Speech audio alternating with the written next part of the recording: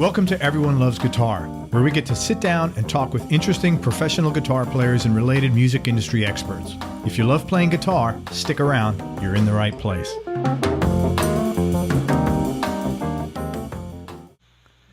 Hey everybody, this is Craig Garber from Everyone Loves Guitar, and today I have a real cool guest. I'm with Rob Timmons. He's the owner and founder of Arcane Pickups. They're a boutique pickup shop out of North Hollywood, California. Rob wound his first pickup back in 1990 while attending the Roberto Venn School of Luthery. That's in Arizona, right? Yes, Phoenix. And since then he's worked for numerous companies in the guitar industry, from large guitar manufacturers to small custom builders like Valley Arts and Tobias. And he's handled everything from running custom shops and artist relations programs to entire guitar divisions. He started Arcane with the goal of producing the highest quality, most uncompromised handmade pickups in the industry, and since then he's worked with many respected names in the industry itself. As a consultant, he also helped Tyler Guitars founder Jim Tyler develop the Tyler pickup line, and he built the first 500 Tyler pickups himself in the Arcane shop. He also worked on a project with a highly respected pickup builder named Tom Holmes and eventually became the entire Japanese line. Today, Rob consults guitar companies on pickup design and construction. He builds pickups on an original equipment manufacturing basis for James Trussart Guitars. Sorry about that. And he also sells to artists, musicians, and distributors all over the world. And I was referred to Rob by a custom builder, Steve McSwain, who is a very demanding guy. So I know that Rob does great work. Rob's work isn't just a business, it's a passion, and he has a deep understanding of what makes a tonally superior pickup. You can find Rob and Arcane online at Arcane Inc., ARCANEINC.com. Rob, what's going on, man? Thanks for coming on the show. Oh, you're welcome. Thanks for having me. You're welcome, man. So what are you working on now that you're most excited about? I'm always doing my regular line stuff. I guess the things I'm more interested in, we're doing a lot of engraving stuff on pickups. Actually, I'm working on some for Stephen McSwain right now that have like custom engravings to kind of go with his guitars. And you'll be seeing those lately. It's kind of the ones right now, they say truth and lies on each pickup. Oh, yeah. So because he does those American flag guitars. Yes. So it's kind of a theme there, sort of current to stuff going on today. So that's so you're like basically personalizing the pickups. Yeah. Well, all the stuff I do for Steven and other guitar builders too. It on the bottom it says Arcane Inc. and it says I have his logo, McSwain Guitars, and then their serial number starting at 1, and then we go on from there to however many wherever it ends up at. So they're all done that way, and they're tuned to his guitars. And I do that also for other guys too. A lot of the builders I make stuff for will personalize them because I want to do things that will make it special for that guitar, because a lot of them are more high-end instruments, so we try to make things that are worthy of being in a handcrafted high-end instrument. Very cool. How did that, so when you say engraving, you mean on the outside, like the pickup covers, or in the pickups itself, or? It's on, we do stuff on the covers as well. That's more aesthetic type things. But then on the bottom of the pickup, it'll say that, like where my logo is. My general line, it'll just say Arcane Inc. and it'll have a serial number. But the ones I do for builders, it'll be Arcane Inc. and then it'll say like the builder, like McSwain Guitars, and then a serial number that starts at 1 for them. Okay, so this is totally unique. So that's really cool. So literally nobody else could have that particular pitch, and it would be impossible outside of somebody else who bought a guitar from McSwain, for example. Yeah. Very cool. It's for their guitars, and some of the guys sell them aftermarket as well, because when people they might like their guitar and then like, hey, could I get a set of pickups, from that builder that's made to those specs, and some of the guys sell them that way as well. And yeah, I do it for a lot of the different builders I work with. Very cool, man. Can you give us a general, like, non-technical sort of Cliff Notes explanation of how a pickup comes together and what it actually means to wind a pickup? You read all the time, the article that's you've probably seen on the internet a lot is when there was an elderly woman at Fender who wound a lot of pickups, and she was there, Celia or something like that was her name. Probably Abigail. Yes. That's that's the woman that a lot of people know. But there were other ladies too. Yeah, that was her.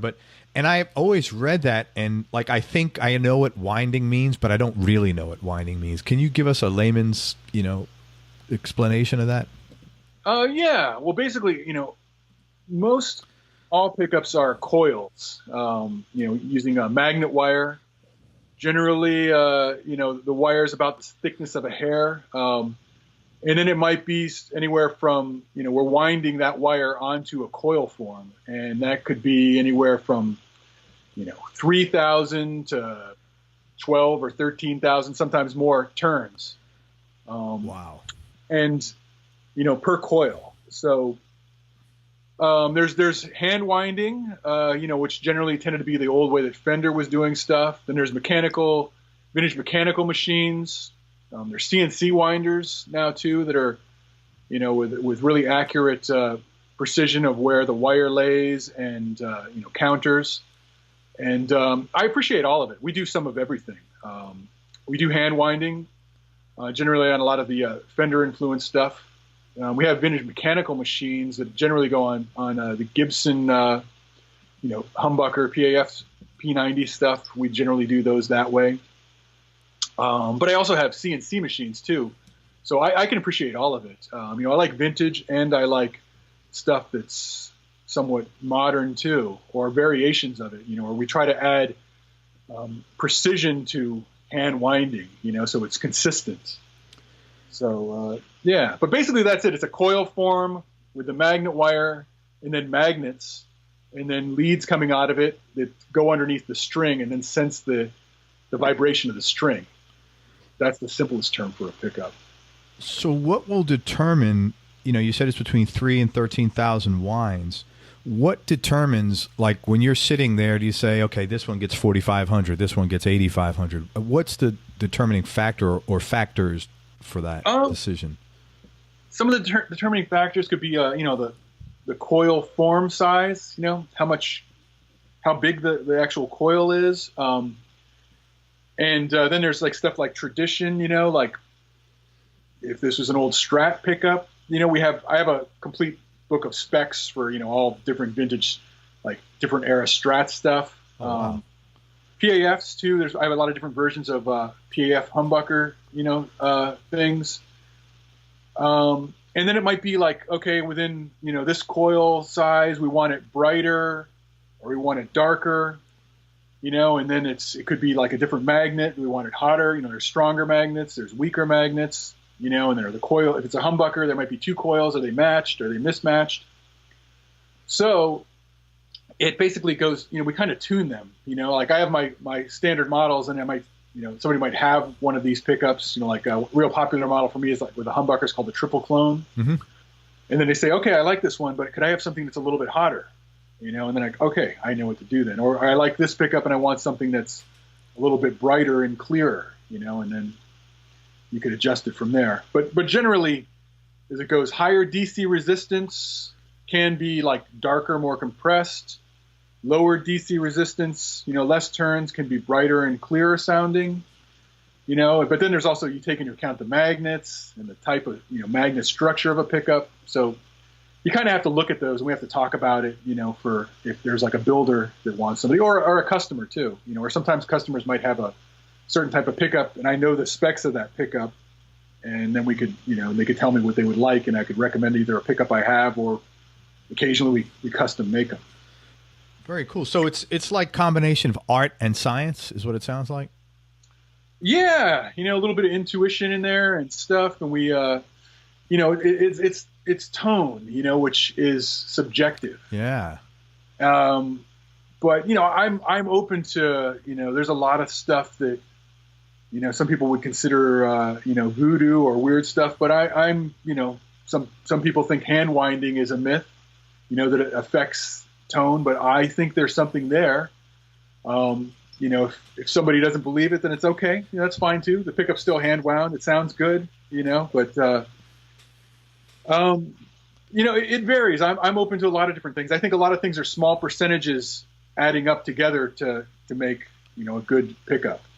Yeah, I totally understand that because usually it's not in anything you're talking about oftentimes it's not one thing. It's like little subtleties that all add together to create the end result. So I totally get that. Yeah. Yeah. So my next question was, what makes one pickup different from another pickup as far as tone and quality? And obviously winds, the number of turns, as you call it, is one thing. What else would be? Magnet type. There's Alnico 2, 3, 4, 5, Alnico 8, or ceramic. There could be, steel parts inside of a pickup. That gets into like the magnet structure, of a pickup, or the, just the way it's built, like a P90, compared to like a humbucker. That's a different magnet structure, or a Strat compared to a humbucker. Those will affect, So I think of them as more as like categories, and then we have a bunch of different models within that category, and then we can adjust them. So let's look at Alnico 2 and 3, because that's the most popular ones out there, I think. Is that a fair statement? I would say Alnico 5 is probably the most popular. That is probably the most common one of the Alnicos used, but Alnico 2 and 3, a fair bit as well. Then a lot of people ask me then, like, okay, what does Alnico 5 sound like, or Alnico 2? Well, it's one. That was my question. What's the difference between 2, 3, and 5? I mean, they're different strengths of magnets. Like Alnico 5 is stronger than Alnico 3 and 2, and Alnico 8 is stronger than Alnico 5. But as far as there just being a tone for Alnico 5, I think it's one aspect, but then the coil structure comes into it as well. So it's they kind of work together. You can't just say like Alnico 5 always bright, or it's more like what is the how many turns are on the coil? What's the DC resistance of it? How tall is the coil? Okay. All that stuff can play into it, and people's ears get tuned to stuff too. Like Strat pickups or Tele pickups. Those are different. Tele bridge pickup's got a metal plate underneath it, as opposed to like a Strat bridge pickup. So that's something to take into account. Wow. So this you've really got to. There's so many moving parts here that you've got to consider when you're doing this. Yeah. There's a lot of different things for people that want to get into it, But then a lot of people like just the stock. We sort of reverse engineered a lot of vintage pickups, and a lot of people like recreations of those, like clones of those pickups. So we kind of in some ways have a guideline, like a foundation, like a humbucker foundation, and then there's variations you can do within that, or add on to it. But it all depends how deep people want to get into it, and builders too. Some guys like the basic, clones of vintage stuff, and then other guys want to get really deep into, like Alnico 2 on the neck, Alnico 4 on the bridge, and this model, mismatched coils for this humbucker. This one neck pickups matched coils. Some guys really want to get in there and tune that stuff, and which is fine too. And then we develop models that are kind of exclusive to their instruments, and then I build them. What percentage of guitar players come to you and they have a whole big, like, I want Alnico 2 in the neck, and I want the bridge to be this, and I want that? What percentage of those guys actually know what they're talking about, or they're just sort of rehashing an article they read online to you? I don't know, because it's there's guys that are interested in that, and then there's guys that go more intuitive, where they just want to try out a pickup, and they're like, I like this, or I want to try something different. With the internet and forums, there's people that come and like really quote a lot of specs, which, I don't know, maybe there's guys that have tried all that stuff, and then there's other people that might have just read it today. I don't know, but I'm okay with it. It's whatever. I'm okay with whatever works for people. I just try to, I provide a product that Sure. Hopefully they'll like. But definitely people, I think, more lately are more interested in the specs and have more of an opinion of, like, if they like Alnico 2 or Alnico 5 or Alnico 3. Yeah, it seems like there's just a lot of bro science kind of stuff out there, and I always wonder, information is so accessible now, it doesn't always mean it's correct, and especially if you're not sitting in front of you playing it, I always wonder, like, Like you can't even buy, you can buy a guitar online and it sounds nothing like the guitar you played that your buddy had. It's the same exact model. Well, yeah, I mean, it's interesting because I've done a lot of stuff with like, a lot of guitar makers and I've actually built guitars, and there's, just dealt with a lot of guys talking about guitars and there's people that like, they want a certain thing, and whatever their motivations for that is, I've given up on trying to figure out that. Oh, hell yeah. A long time ago, because I've talked to guys too. There's some guys that were like, like, hey man, what's this guy going to do with this guitar? And like, you don't know, he just, it might be a guy that just, really likes guitars, and he's okay with spending it, having several $8,000 guitars. It's, I don't question it. Yeah. If people want to talk to me about it, I'm interested in talking about it, but, I'm okay with it all. Yeah, I hear you. Totally. I totally get it. I try not to, I've dealt with people too that were trying to like judge, like, hey man, this guy's, going to be, putting this guitar on his shelf. And there's a lot of reasons to collect guitars. Some people just like them from the, just to have them as a collection, and some people play them a lot, and they might have one or two guitars that they play the hell out of. Or they might just play at home for their own interest, or they might play, out, or they might, I deal with a lot of musicians that play professionally too. And some of those guys, are really into details of it. Other guys are not, so I'm okay with whatever people do. I'm just happy that people are still interested in guitars. Yeah, I hear you. No, I'm with you too. I think anybody should have the right to, if you got the money. I mean, that's why people come to this country from all over the world, because you have that right to do it and not get questioned about it, so totally, I don't mean that as a political statement. I mean, just it's like, what the hell is a big deal? I agree with you. Yeah. Well, there's some guys, that I know that have just tremendous guitar collections, and there's some guys that I've seen it maybe on forums more, not directly, but people that seem to be bothered by, which, is, I guess it's their right to be bothered by that. It doesn't bother me. I'm happy, that they have that, and they're, but all that stuff too, though, any of these guitars we have, eventually someone else will own them. Correct. We keep them forever. So, And you have such a wide variety of lines. I mean, if you look at your catalog, there's not much you don't have. I mean, you got humbuckers, Strats, Tellys, P90s, and you have vintage, as you talked about. You got guitar, other guitar and jazz specialties. What my question was, what's the path from concept to finished product look like for you? And what's the typical timeline for this? Yeah, I guess, I'm a full line pickup maker. I make everything. Yeah. I mean, bass, P bass, jazz bass, custom stuff. So I'm interested in every type of pickup. So I have a lot of models up on my website, but there's a ton more that I don't even put up there because it gets too confusing for people, but they're sort of my off the books models, and then sometimes those will develop them, and then they'll show up later on the website if people have enough interest in them. Okay. So it depends, there's stuff that I do for guitar manufacturers, like OEM guys, that will maybe start with they'll try one of my models, like say a triple clone, and then we'll say, like, do you like that as it is, or would you like, to do something a little different with that tonally? And then we'll start working on stuff, and they'll tell me, and then we'll make, a next version of it. Do you like that? Should we go, sometimes it might be, okay, we're done here, or we might go through, 2 or 3 versions till we tune it in.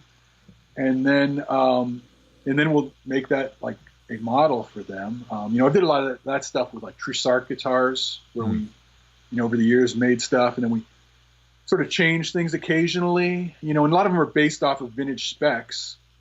And there's other ones too where I develop them with artists, like guys like Phil X. We do a signature pickup for him that he sells on his website, and he likes P90s. And we, made versions of stuff, and he kind of came on sort of an unusual spec for a P90 that was fairly overwound, but it sounded great. He uses a half stack straight in generally. And or guys like George Lynch, we developed a model with him, where we talked about different stuff and developed it, so there's that path. And then there's just my general research where I'm just, looking at old pickups, and I like let people try them out. I'm fortunate I have guys here locally. My shop's near a rehearsal complex, and we can let people try stuff out and just, hey, do you like this pickup? What do you think? Is there some way it could be better? And so so all paths. I'm open to all paths. Your business sounds like an all-encompassing one. Like it occupies. There's probably a lot of time outside of the office, quote unquote, that you've got to be sort of on the ball looking for stuff. Well, I'm generally here a lot, but there's bands playing like right nearby all the time, or I guess I've spent a lot of times too with guitar builders and stuff at their shops, developing things. So yeah, I guess it's kind of wherever I am, but I spend a lot of time here actually just making stuff. Yeah, it just sounds like you have to. It sounds like your awareness level is very high, and I've done this, and I've had that same, or I try to have that same awareness in business and stuff I do, and it's not an easy thing. It's not a 9 to 5 thing. It's an all encompassing to some extent. Oh yeah, yeah. Well, I mean, I'm thinking of this stuff all the time. It's my hobby. My company is my hobby. I do something every day. If I'm not here, I might be answering emails or taking pictures or working on the Instagram, or just talking to people. But every day, yeah. And it's just basically what I do. So yeah. Where are you originally from, and where'd you grow up? I am from Miami. You're kidding me? Yes. What do you do? Yes. Did you grow up in Miami? I did actually in Kendall. Oh, that's Southwest. Yeah, I used to live in Plantation. I know that area real well. Oh yeah. So I grew up there. That's wild. How'd you get out west from? Well, when I decided I wanted to be a guitar builder, and there was a guitar building school in Arizona, Roberto Venn School of Luthiery. I went there, and from there I got a job at Valley Arts and they were in Studio City, and I that's basically how I ended up in LA. And then I've always been here. And a lot of people don't know, but the guitar industry, really the electric guitar industry, there is a lot in Southern California. It was kind of born here in a lot of ways, like Rickenbacker and Fender. But there's a lot of shops still here, a lot of different companies that people don't realize. But it's the most concentrated guitar building area, for guitar companies is Southern California. Yeah, well, there's certainly nothing in Miami. I can tell you that much. Yeah, no, there was nothing for me to do with the industry back then, at least, and we had a couple music stores, but that was about it. Did you start playing guitar in Miami? Were you a guitar player? Is that how you got into this? Yeah, I'd always been into guitar. I took lessons for a lot of years, and then I decided I wanted to be, I'd always been mechanically inclined, and I wanted to be a guitar builder. So, are you like a tinkerer?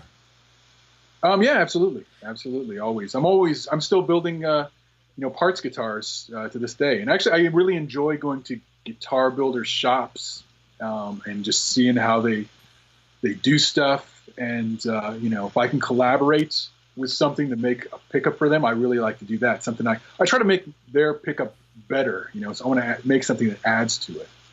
So yeah, I still enjoy that stuff. Yeah. Most of the, I've spoken to a number of guitar builders and engineers, guys that work on amps, and they're all inherently tinkerers. Like, they always took stuff apart, put it back together again as kids. And, I think that's a very common personality trait for people that wind up, doing stuff with their hands and like the stuff you do. Yeah, definitely. I had projects like that. And I guess I kind of come by it naturally because electricians, that was my family's business. My father was an electrician. His father was an electrician. My half brother is an electrician. So they were always, in the Miami area. So yeah, I guess my thing's sort of some ways related, wires, things like that, not actually being an electrician, but some way it's kind of not that far if you think about it. No, not at all. And in fact, almost all of the guys that I speak to, like amp guys more than builders, and I'd put you more in that camp because of the electricity. They have almost a like a reverence or respect for electricity. Yeah, it's interesting stuff.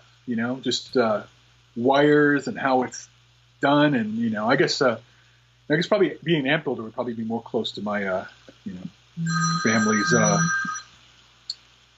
tradition there. But yeah, I guess this is all related. But yeah, it's all not that far when you think about it.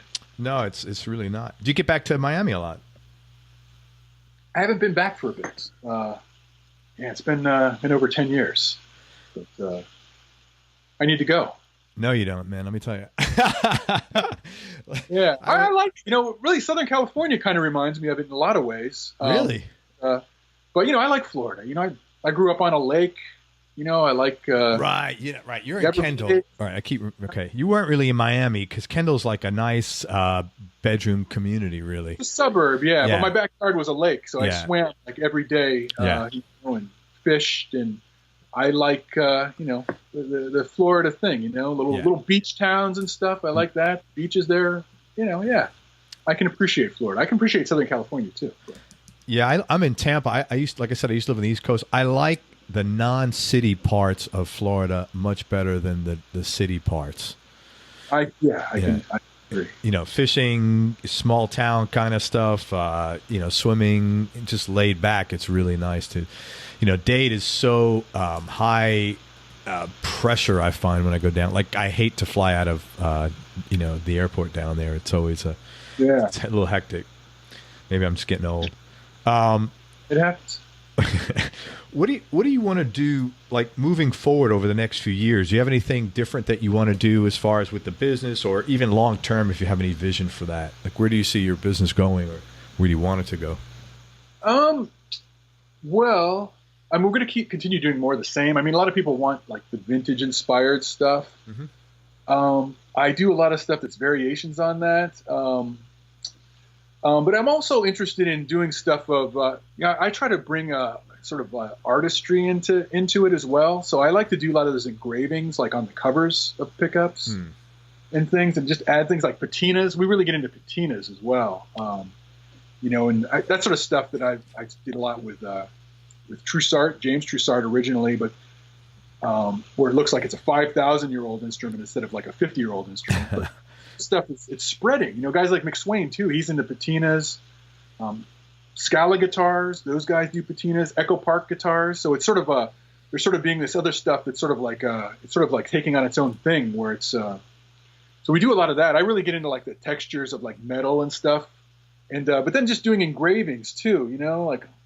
I do a lot of weird stuff like that. That's I hope people will maybe catch on to. Maybe they won't, but I do a lot of stuff. Engraved weird stuff. Some people think it's strange, strange messages engraved on things. So I like what was some of the more bizarre ones that you might have done. And a bizarre is relative, but out there. Let's just call it that. Well, I guess I do stuff. We've done things like octopuses and stuff engraved on things. Just stuff written on them. Like for McSwain right now, I'm doing that one that says "Truth and Lies." It's going to go on the American flag guitar, and that can be interpreted in a lot of ways. Sure. And then just stuff. I like words. Some of the words. I've done things like there was one that was said science fiction on it, and that could have a lot of meaning. Or one that it was called it said Caligula, which some people like that. Other people didn't maybe appreciate it, but that's okay too. But there's a whole bunch of other stuff that's coming. They're limited edition things that, somebody might buy this one and then that'll be it. That'll be the only one that'll be ever made. Because I do all the engraving in-house. I have all the machines for that. But there's a whole list of things, and hopefully I think maybe people will buy those and appreciate the limited nature of it, like the one-off crafted nature that here's this thing that's written. A lot of it's subtly engraved into it too. You wouldn't necessarily know it unless you really looked closely. So I like doing that stuff. I like stuff that's a little outside the norm. I think that is going to be more and more of that moving forward. As people have more and more choices, they are exercising that right. So I would think that's probably going to be real well received. No, maybe not. I don't know. Some of the stuff has been successful, other ones have not been. So, but I look at it like too that it's a lot of the most valuable guitars today were not popular back whenever they were built, and that's why they're so valuable now. Like Carina V's and. Right. I guess the Paul, in the 50s, it was, production was stopped on it, and Carina Explorers too. Those were considered a failure, but they're worth so much now because they only made, very small numbers of them. So maybe this stuff will be like that too. So, but anyway, I send them out there. Where do they end up? We'll see, But I guess that's kind of cool now with the internet, and Instagram. I might just look up there and somebody will tag me one day in something and like, oh, that's where that pickup ended up. With a custom engraving that was done. Only one of those was ever done, and then that was it. Yeah, that's very cool, man. So it's interesting to me. What are some of the bigger surprises you discovered when you first got into this business, or things that you weren't expecting to learn? Well, probably the biggest surprise was when I finished the School of Luthiery, and I went to work my first job in the guitar industry. I thought, okay, I'm going to be a guitar builder now. And they just wanted me to sand guitars. So, and I was sitting right next to guys that had, they were just basically guys off the street that were just sanding guitars. Oh my God. So that was a kind of an eye opener, but you got to pay your dues.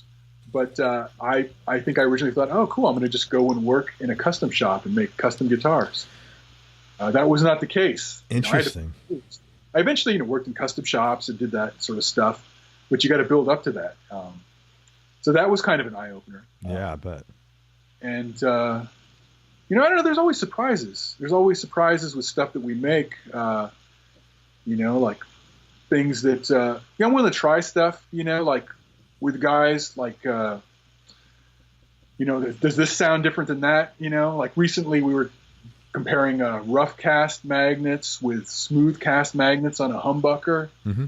And, I wouldn't think that it would make a difference in the sound, but I'm open to it. And like I had one guitar builder that was really wanted to find out because he'd heard that there was a difference. But I was like, okay, well, we'll just make this and let you try them and you can see.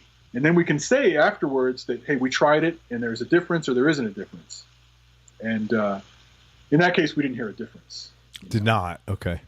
Yeah. But it was. But I liked that we actually tried though, because then it was like, well, we actually can say that we've listened to them. And you built the guitar, and I made these pickups, and we put it in there and listened, and we didn't hear a difference. But I'm also open to somebody, saying that they can hear a difference. There's stuff where guys have told me they can hear differences on stuff like that, and they want like the rough cast magnet in there because they can hear a difference. And I'm okay with that too. I'm like, okay, I'll make that for you and with the rough cast magnet.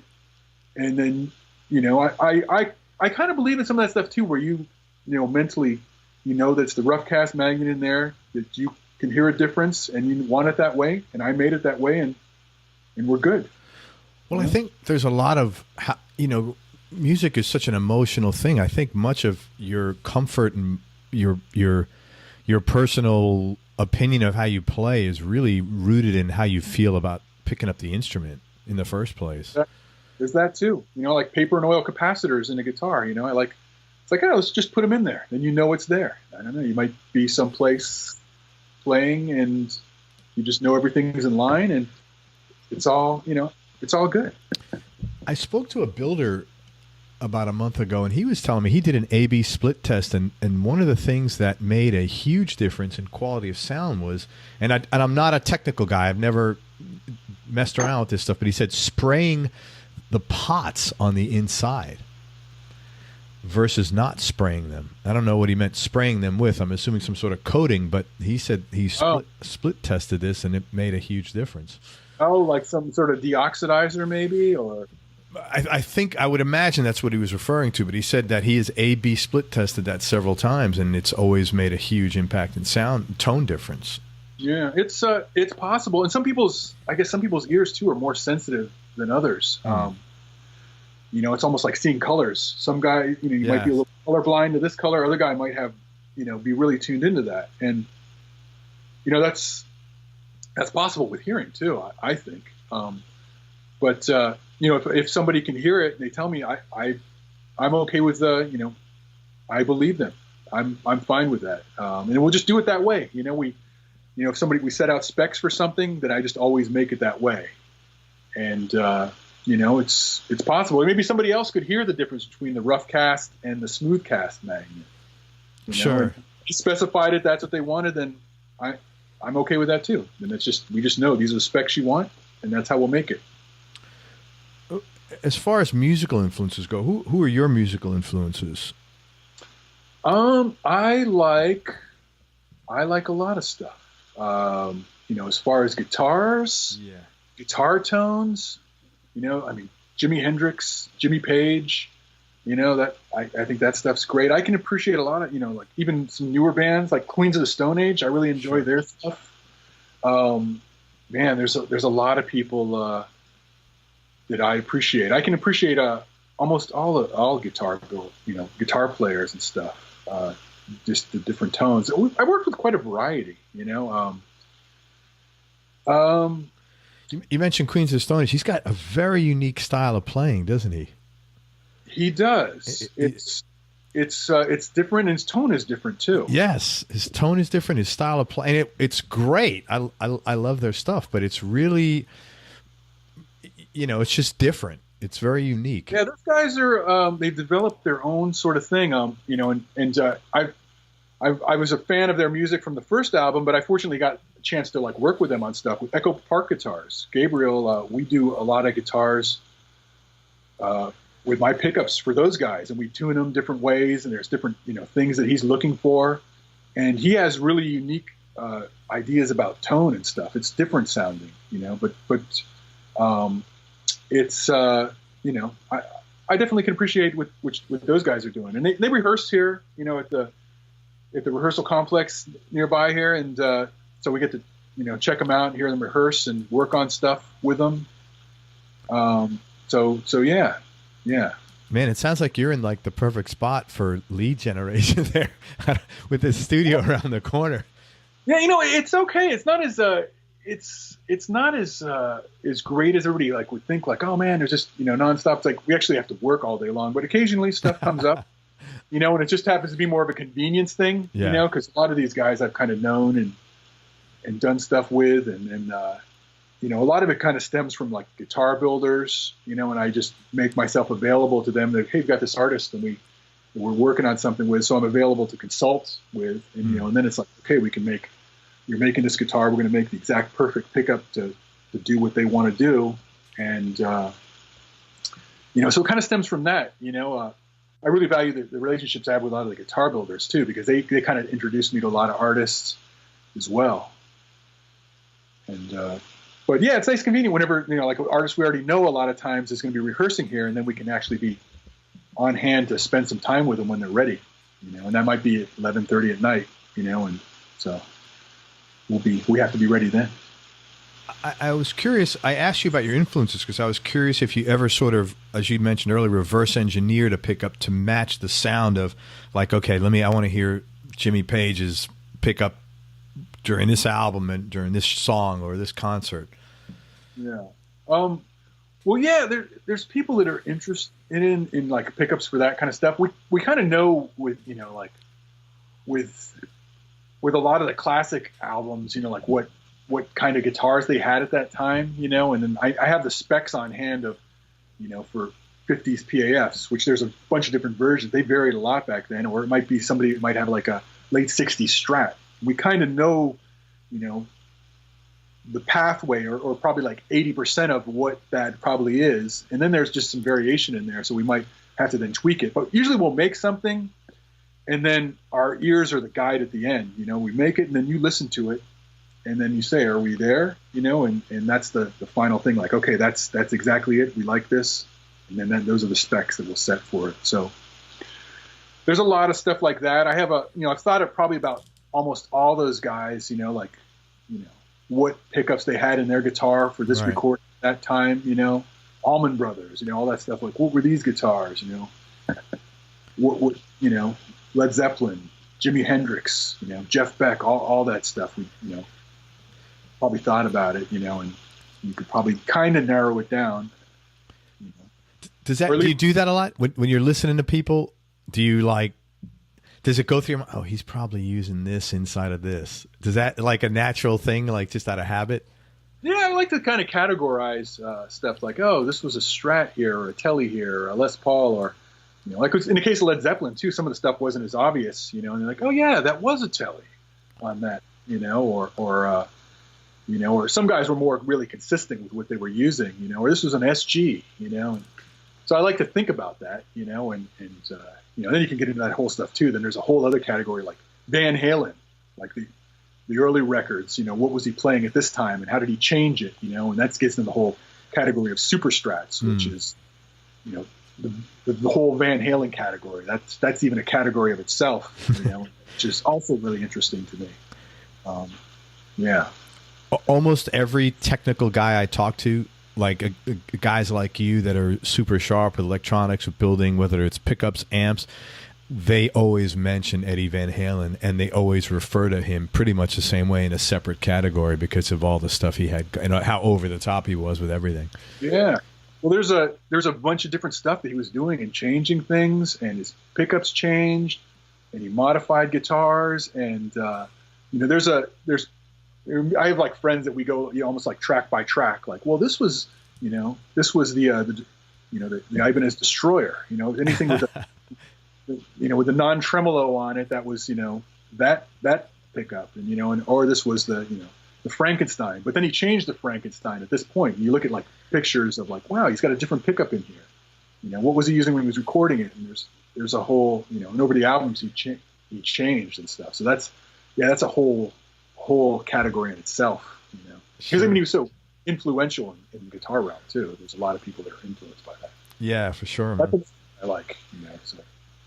Hey, if you weren't doing what you're doing now, what do you think you'd be doing instead? I like to make things. I would probably be crafting something. I'm really into the crafting movement. I appreciate that kind of stuff. So I like to make things with my hands. So I'd have probably either been I guess there's a percentage that I would have been an electrician, or making bespoke leather, wallets, or, jackets or something like that, or something crafted for sure. Maybe a gunsmith. I don't know. Yeah. Something like that.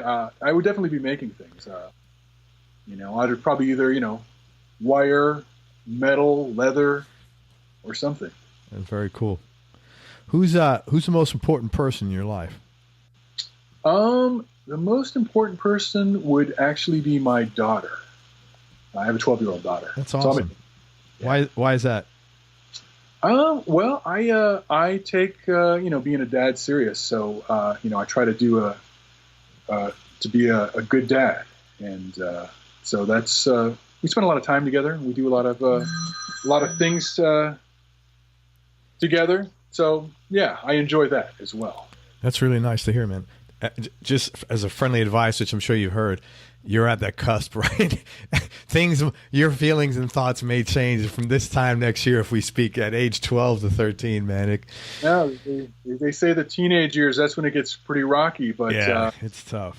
It's been good so far, so I'm hopeful, but we'll see. We'll see what kind of challenges come up. Yeah.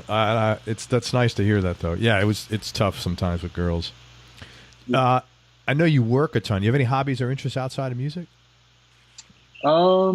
Yes. I am also into stuff called bushcraft. I'm into that. What's that? It's sort of like old-time survival skills. I'm into hiking as well, and outdoor things. I like to go on short and long hikes, Very cool.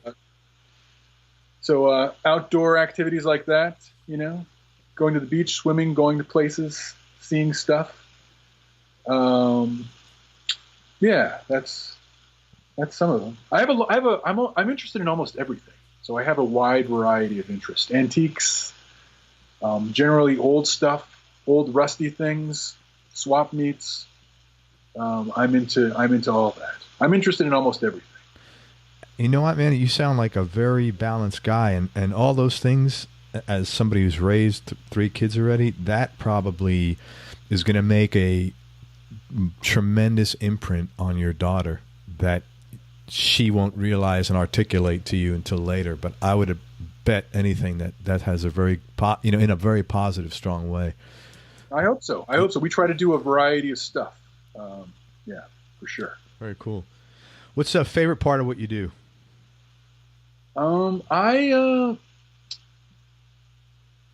I actually like to build the parts up. I also enjoy taking pictures of stuff.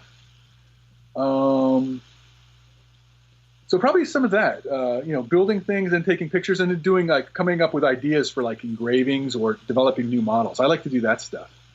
I for sure like vintage stuff, but I like to do the variations on vintage.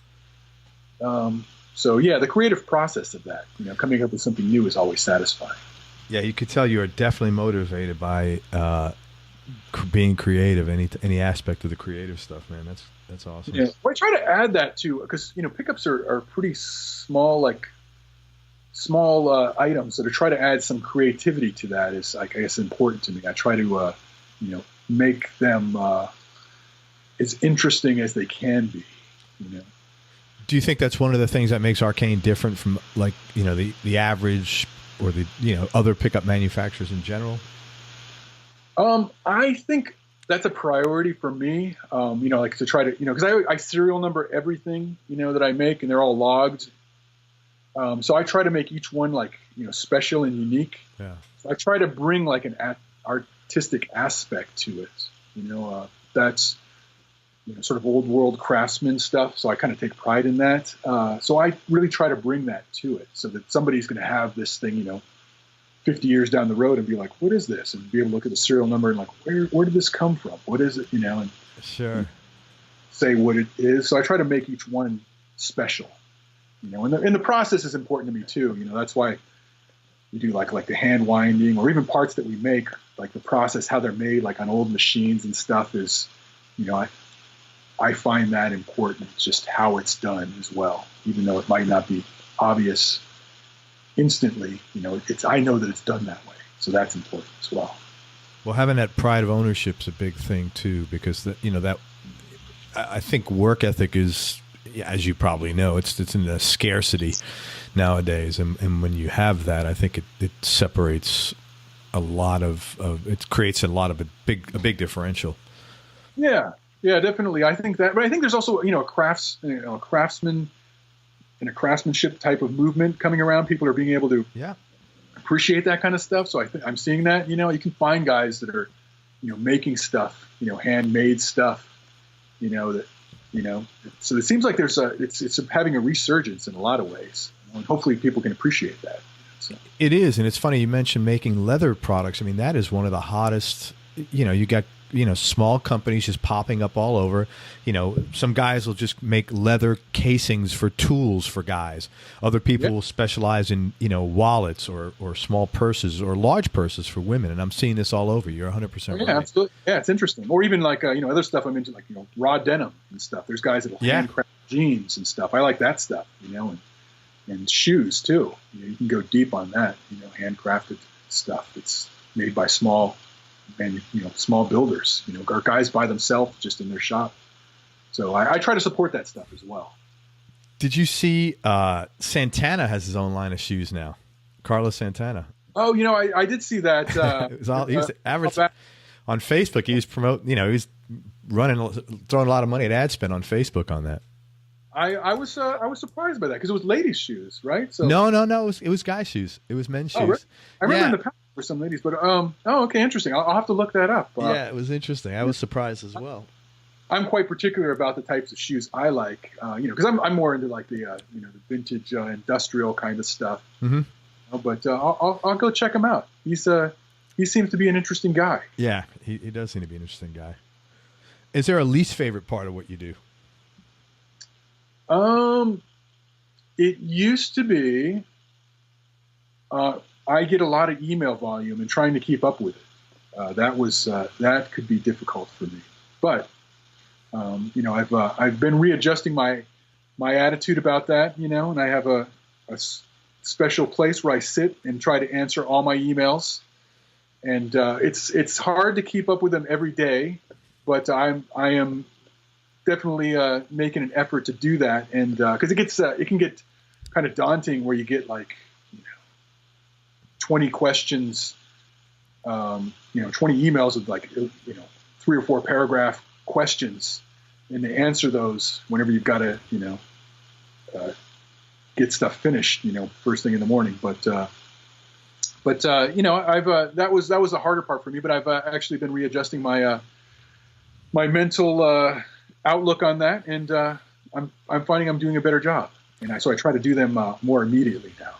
Well, it's tough too because you're running a business, and if each of those emails, if you had a way of saying, okay, this guy is going to be a customer, that guy, not that you only want to deal with customers, but when you're so inundated, you have to have some governor. Yeah. Well, the hard part is just to have somebody else do it for me. They're not going to probably be able to really answer the questions properly. Yeah, that's very tough. So, because there's guys that I know are they want to know these things. In the past I had trouble like keeping up with that, but so I don't know. Maybe sometimes too. I just maybe try to talk to somebody, and I could talk to them on the phone for 3 minutes and answer those questions instead of spending 20 minutes typing out a really long, elaborate response. So first response that doesn't include the follow up. Yeah. So that part is challenging and stuff. But I think I found that as I put more information out there about stuff, people can then just say, okay, I want this, and then that reduces the level of questions. Because sometimes I used to in the past just put things out that were kind of cryptic. Here's a picture of this. What is it? You got to have a detailed description and stuff, and so that kind of helps alleviate that too. So I'm always working on getting better at being a better interface with people. I'm trying to improve that aspect. That's cool. I think I am too. I always think that's important. I like to do that. Two more questions, and we'll let you go. I want to be sensitive to time. First question is, what's the most important lesson your business has taught you? The most important lesson, I guess, would be you got to always to run a business. You've always got to be, vigilant of making sure you're getting the word out there, and then also shipping product in a timely fashion, and getting paid for it as well. So having a flow is for sure important. Just as far as like running a business. But then again, too, I guess the bottom line is too, if you make stuff people want, and they're, you always got to, I guess the primary focus then is to make things that people find exciting and want. Yep. And then generally you'll be okay. Mm-hmm. So I always try to do stuff like that make things that people, can get excited about. But that's probably the most important thing. But fortunately, I like doing that. I like to do interesting, creative stuff, and people seem to like it. So that's the number one priority.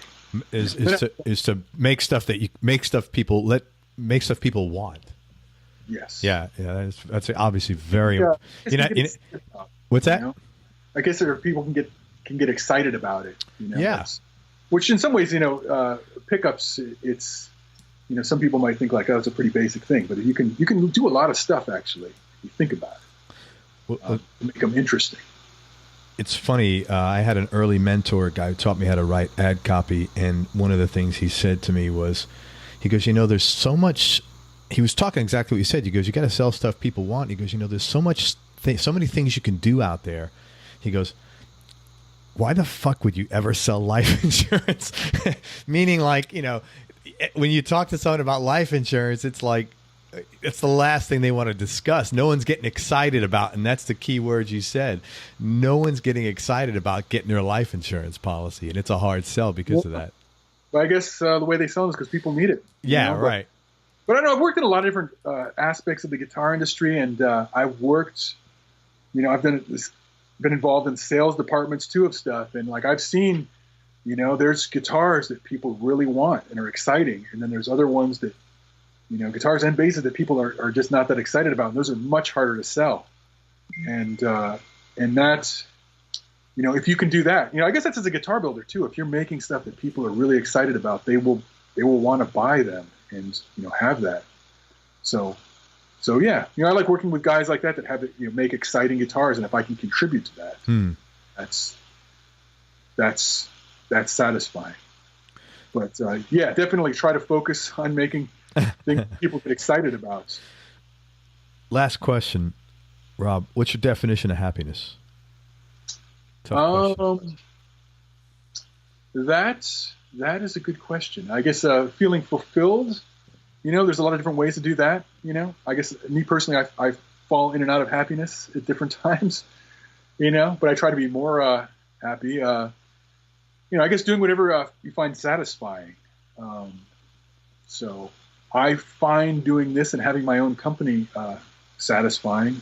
I've worked for other, people in the past, and I found that less satisfying. So this is definitely more sativing. Oh yeah. And being in charge of my own destiny with that. Yeah, having being fulfilled, living simply for me. I'm trying to live more simply as well. So that that can make me pretty happy. Awesome. Hey, listen, man, I can't thank you enough for your time. I just want to tell everybody out there that Rob he builds some really good stuff, and he's a pretty demanding guy of himself. I hope you could hear that. Is there anything you want to promote, Rob, or anything else? Where can people find you online? Yeah, just my website, arcaneinc.com. And also Instagram is a good way to see stuff that I'm doing pretty much daily that's more interesting. It's arcane.inc on Instagram. And that's it. Awesome, man. Listen, I appreciate your time. Thank you so much. And everybody, thank you so much for listening. I hope you enjoyed this interview as much as I did. I want to say thanks so much again to Rob Timmons for spending his time with us. And go to Everyone Loves Guitar, and you can sign up to get notified about future episodes, along with some other cool new things we'll be doing for guitar players. Be nice, go play your guitar, and have some fun. Until next time, guys, I'm out. Peace. We hope you enjoyed this show. If you did, subscribe to the Everyone Loves Guitar podcast, and you can do this online at everyonelovesguitar.com or on iTunes.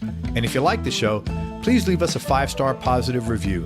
The more 5-star reviews we get, the higher our show ranks, and higher rankings mean we get to continue speaking with cool, interesting guests on our show. We'll see you on the next episode, and until then, keep playing your guitar and have fun making music.